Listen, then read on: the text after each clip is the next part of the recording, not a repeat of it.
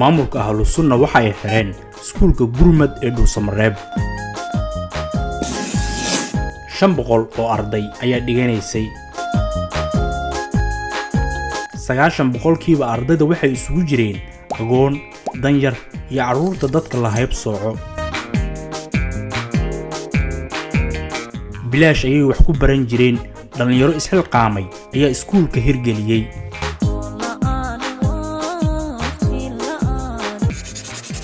ahlusunna waxay rabaan in iskuulka magaca laga bedelo. hadda waxaa la yiraahdaa gurmad.